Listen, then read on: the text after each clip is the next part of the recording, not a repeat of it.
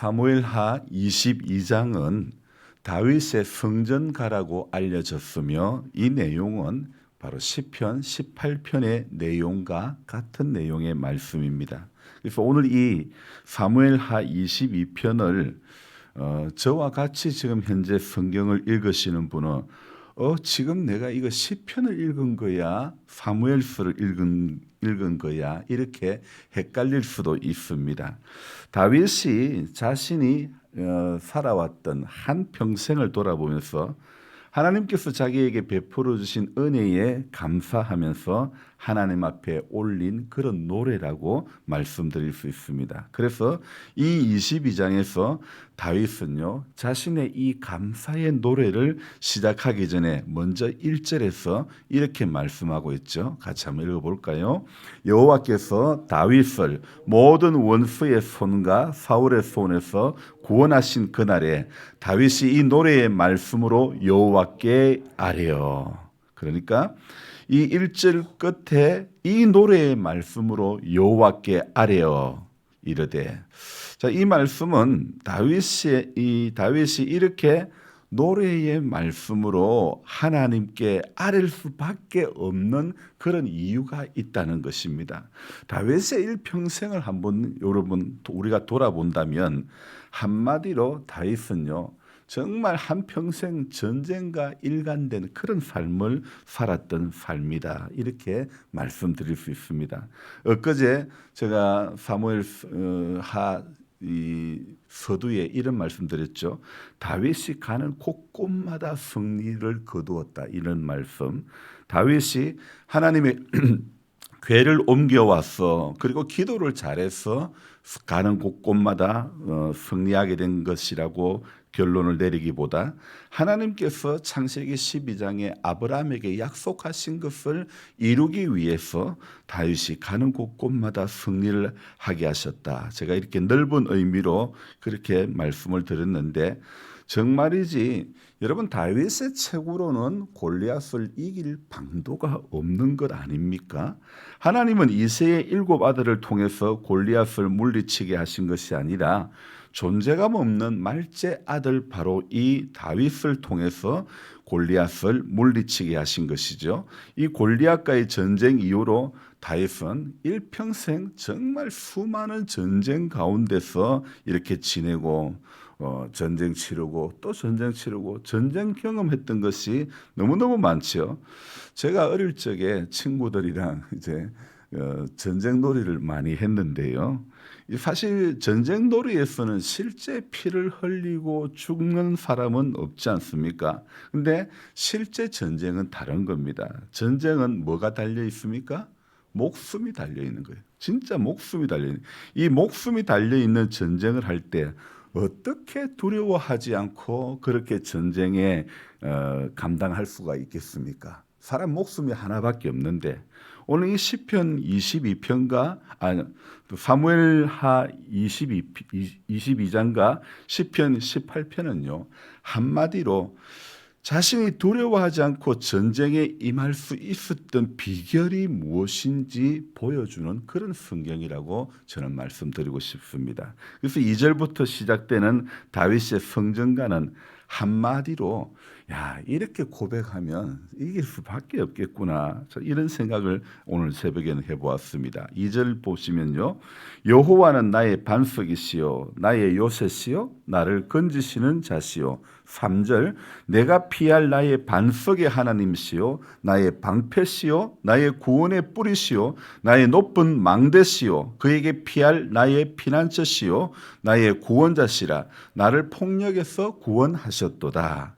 2절과 3절 말씀을 비롯하여 이 사무엘하 22장은 무엇보다 다윗의 마음을 잘 표현하고 있는 그런 성경이라고 말씀드릴 수가 있죠. 어느 누구라도 목숨이 달려있는 이 전쟁에서 두려움 없이 적진을 향해서 달려갈 수 있는 사람이 누가 있겠습니까? 다윗도 인생이기 때문에 두려움이 그 가운데 없을 수는 없지만은 그러나 하나님을 의뢰하는 마음이 다윗은요 누구보다도 강했던 사람이 바로 다윗입니다. 그렇기 때문에 다윗이 그 모든 전쟁에서 이렇게 두려움 없이 임할 수 있었던 것, 매번 이런 고백 가운데 나아간다면 여러분 뭐가 두렵겠습니까? 여호와는 나의 반석이시요 나의 요새시요 나를 위하여 나를 건지시는 자시요. 매번 이런 고백으로 나아가면요 정말 하나님께서 이 말씀의 고백대로 되게 해 주실 줄로 믿습니다. 그래서 이 다윗이 골리앗 앞에 섰을 때를 생각해 보면 사무엘상 17장 45절에 이렇게 이야기하죠. 너는 칼과 창과 단창으로 내게 나오지만 나는 네가 모욕하는 여호와의 이름 곧 네가 모욕하는 만군의 여호와 이름으로 이스라엘의 군대의 하나님의 이름으로 네게 나아간다. 이런 이야기 하지 않습니까? 사무엘상 그 17장 45절에 다윗의 이 고백은 그의 마음 가운데 하나님을 신뢰하는 마음이 없다면 결코 이런 고백을 할 수 없는 것 아니겠습니까? 이 신뢰가 없었다면 그 두려움 때문에 그는 결코 골리앗 그 체격 큰 사람 앞에 나가지 못했을 것입니다. 만군의 여호와 그 이름을 굳게 신뢰했기 때문에 너는 칼과 창과 단창으로 내게 나오지만 나는 만군의 하나님 여호와의 이름 곧 네가 싫어하는 그 이름으로 나는 그 이름으로 네게 나아간다. 여러분 하나님을 정말 전폭적으로 신뢰하는 그런 다윗의 모습을 볼 수 있지 않습니까? 그럴 때에 하나님을 누구보다도 신뢰하는 마음이 가득했던 그 다윗은 그 다음 17장 46절에서요 이렇게 고백합니다. 오늘 여호와께서 너를 내 손에 넘기시리니 이 일은 하나님이 오늘 너가 아무리 덩치가 커도 너는 칼과 창과 단창으로 나오도 하나님이 너를 오늘 내 손에 맡기신다. 이 믿음이 있었던 겁니다. 내가 너를 쳐서 내 목을 베고 골리앗 앞에 섰을 때도 그렇고 모든 전쟁 앞에 섰을 때도 다윗은 만군의 여호와의 이름을 가지고 하나님을 의지하는 믿음을 가지고 전쟁에 임했던 것입니다. 이것은 필히 하나님의 선하심을 맛보아 알았기 때문에 경험했기 때문에 전쟁 앞에서도 담대하게 나아갈 수 있는 것이죠. 어제는 공휴일이었죠. 빨간 날이었죠. 쉬는 날이라 저의 며느리는 인천으로 지인을 만나러 갔다고 하더라고요. 아들은 손주를 데리고 이렇게 키즈 카페라는 곳을 갔다고 합니다. 저는 키즈 카페가 도대체 어떻게 생겼는지 한 번도 안 가보니 알 수가 없는데 근데 거기에서 찍은 사진을 몇 장을 보내주었는데 제가 애들 키울 때는 상상도 할 수 없는 일이었죠.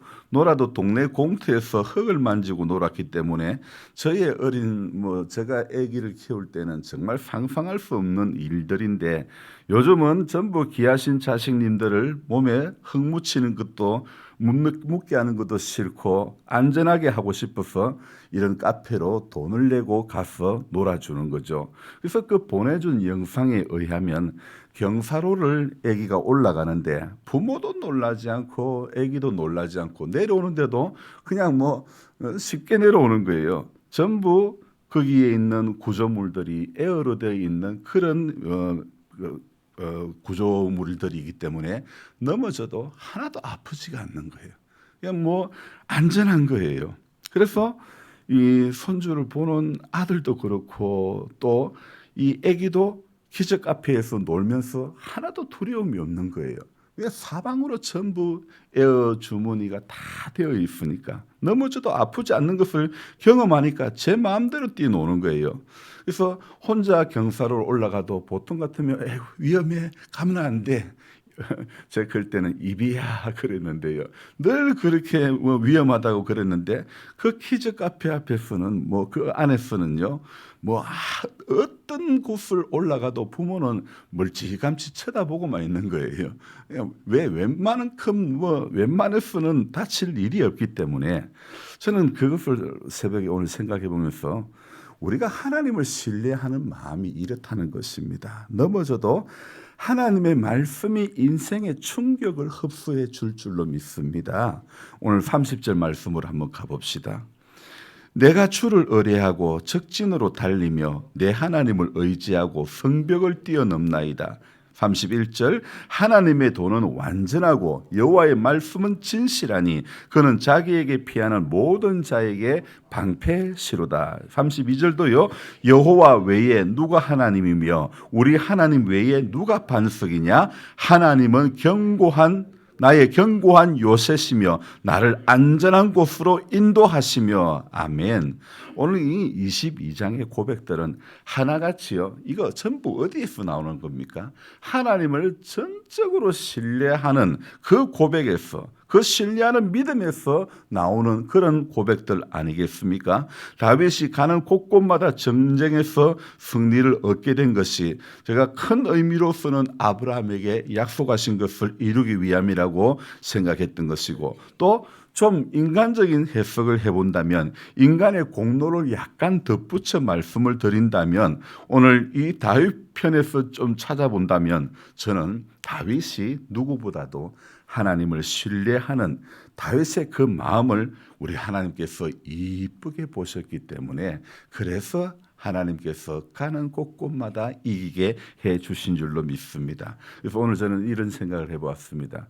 오늘 말씀 앞에 선 저와 여러분들이 하나님 앞에 이런 마음이라면, 이렇게 다윗과 같은 이런 마음이라면, 이 신뢰하는 마음 가운데 굳게 붙들린다면 우리 역시 이 하루를 또 이달을 살아가면서 가는 곳곳마다 시간마다 문제마다 하나님은 전부 이기게 해 주실 줄을 믿습니다. 그래서 우리 남은 인생 가운데서 정말 이 사실 앞에, 이 믿음 가운데서 하나님은 오늘 다윗이 고백했던 것처럼 여호와는 나의 반석이시요 나의 요새시요 나를 위하여 나를 건지시는 자시요.